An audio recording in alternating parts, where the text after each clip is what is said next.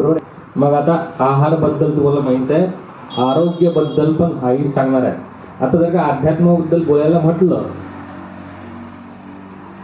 तर इथे हे एक गोष्ट झालेली आहे की आईने आज अप्पो दीपो भव याबद्दल एक्सप्लेन केला. याचा अर्थ हे आहे थोडक्यात की तुम्हाला जिथेही जेव्हाही जे योग्य वाटते ते निर्णय घेऊन ते कार्य करा. म्हणजे आता समजा एखादं पुस्तक आहे, तुम्ही वाचू राहिले, ठीक आहे, मग मी काहीतरी मला जे योग्य वाटलं त्याच्यातलं ते निवडलं, माझ्या आईने दुसरं निवडलं किंवा माझ्या बहिणीने तिसरं निवडलं. बरोबर आहे.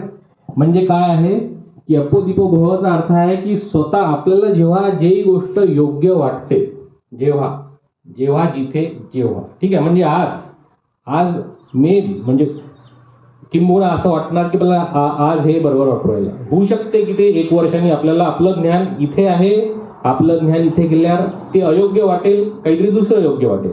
म्हणून जेव्हा जिथे तुम्हाला जे योग्य निर्णय, तो जो योग्य तुम्हाला वाटते, जे गोष्ट तुम्हाला योग्य वाटते ते गोष्ट काही, ठीक आहे. अप्पो दीपो भव, ठीक आहे.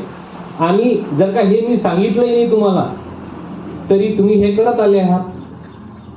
सांगा काय आहे? नॅचरल गोष्ट आहे. बरोबर आहे.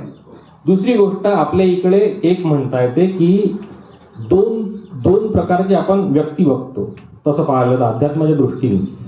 पहिला आहे आस्तिक, दुसरा आहे नास्तिक. आता मी तुम्हाला तेच सांगणार आहे की जे या दोघांनाही पटते, ठीक आहे.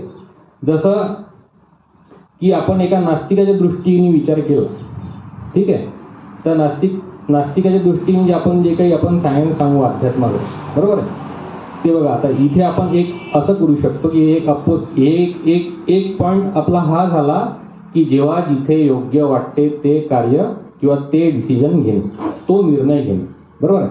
आणि दुसरा मुद्दा हा आहे की आता माझा मुलगा कबीर